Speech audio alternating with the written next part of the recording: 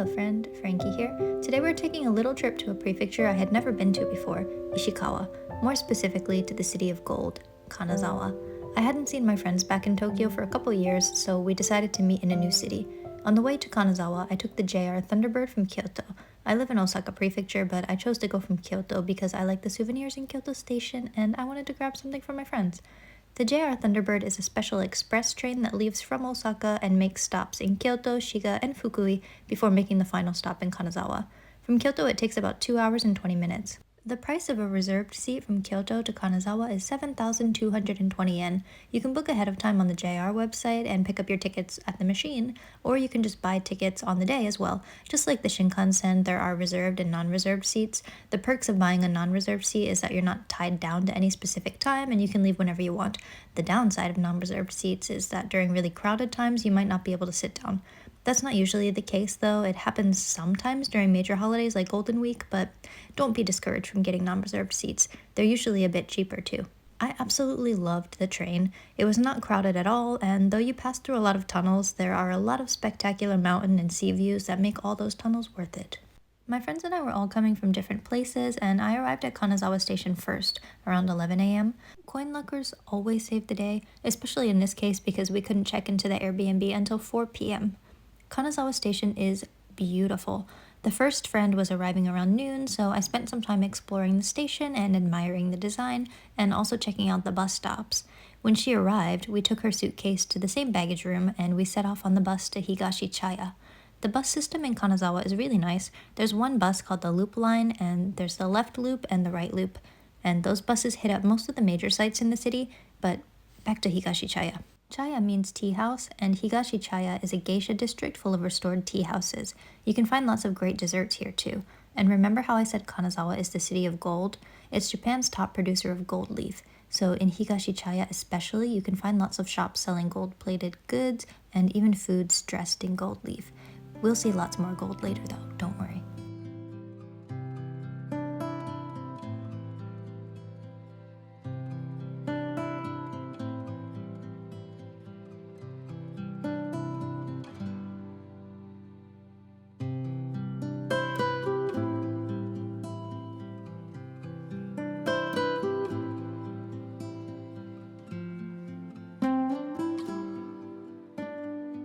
Tori and I grabbed some pancakes and hoji cha lattes, then took a little walk around before going back to the station to find Cherry, who had just arrived.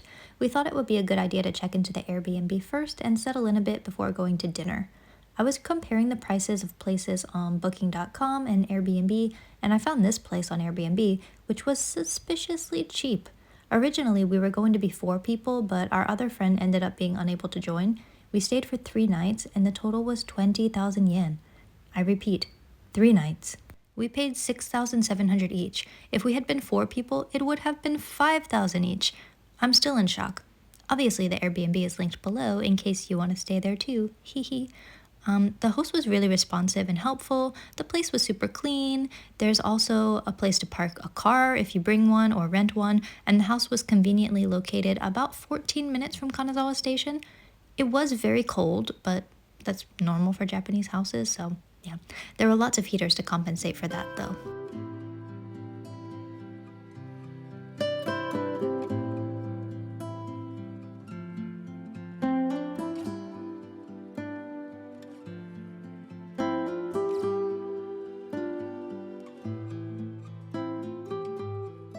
Utaros Tobara course. かしこまりました。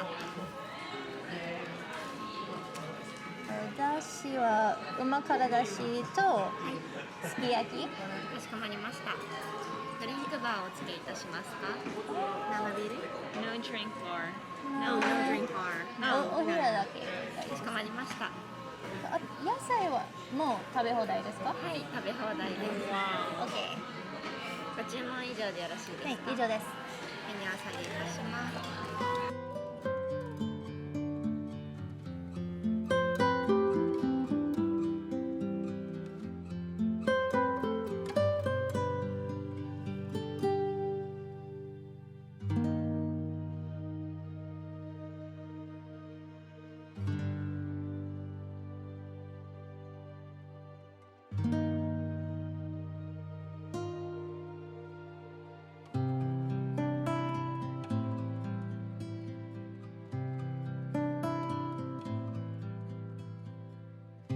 day 2, we picked up a rental car and visited the Noto Peninsula, which will be in the next video, and all the info about the rental car will be in there. On day 3, we took the car to Shigakawago. That video was already up because it was snowy and insanely gorgeous and all I hoped it would be, so I simply could not wait to post that video. Check it out if you haven't already because it was amazing. The town, not my video. Tori? Tori! Yeah, I can hear you, but it's really muffled. After Shigakawago, we returned the rental car and hit up Kanazawa's 21st Century Contemporary Art Museum. I really wanted to see the exhibition of the pool, where you can view it from above or below. For this specific exhibition, you need a reservation, which can be made on the spot, but at more crowded times, it's not a guarantee you'll be able to get in. So if possible, I would recommend booking online ahead of time.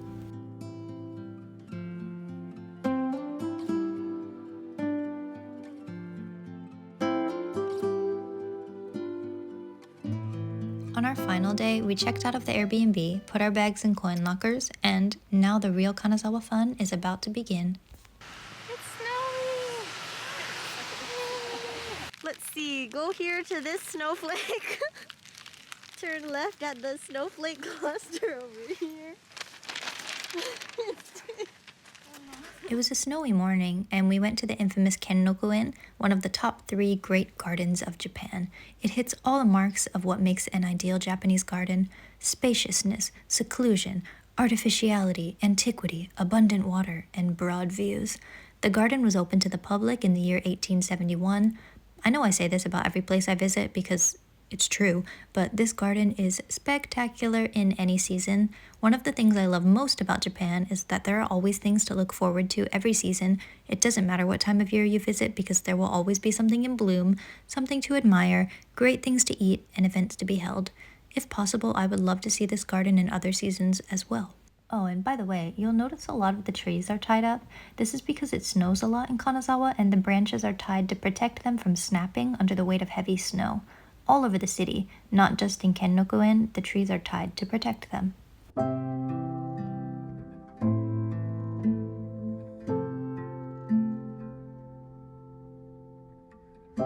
the power of 3 yen. No!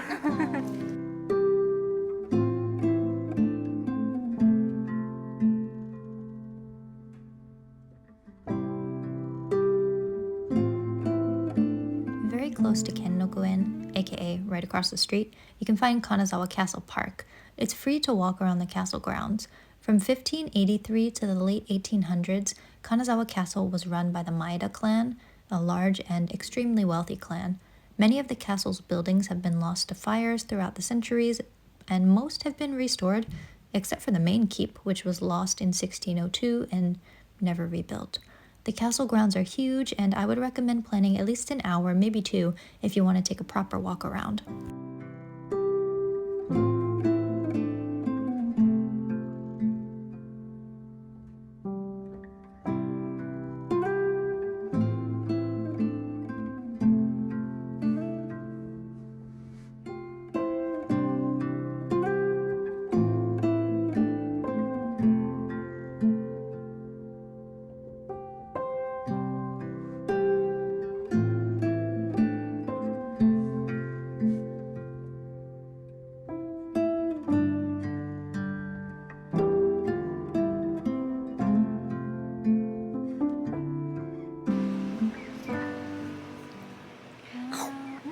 Oh my god.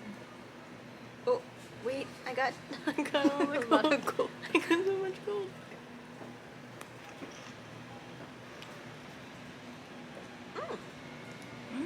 Ooh, it just breaks apart so easily. Wow. Wow.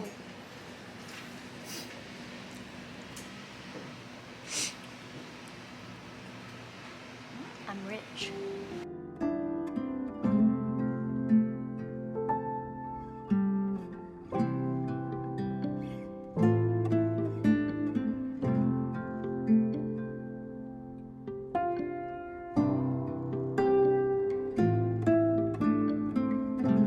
After the castle, it was back to Higashichaya for more sweets, tea, and souvenir shopping. But wait, back to that gold. The production of gold leaf in Kanazawa began in the 16th century, and Kanazawa accounts for 99% of Japan's gold leaf production. You cannot leave Kanazawa without eating or drinking something with gold leaf. The soft cream we had earlier was a very good choice.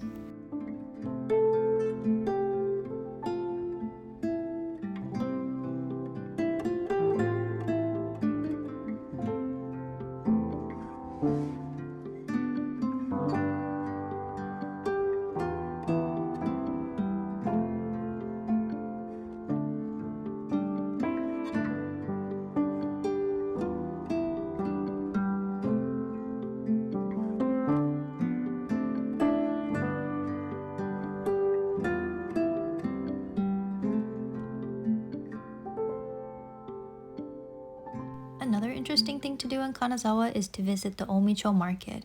It's very close to Kanazawa Station. It's easy to walk from Higashichaya to Momocho, then back to the station. Momocho is a big part of Kanazawa's food culture. The market has over 170 vendors and has a ton of fresh seafood, local produce, clothing, and other types of shops. I would highly recommend giving yourself enough time to browse the market.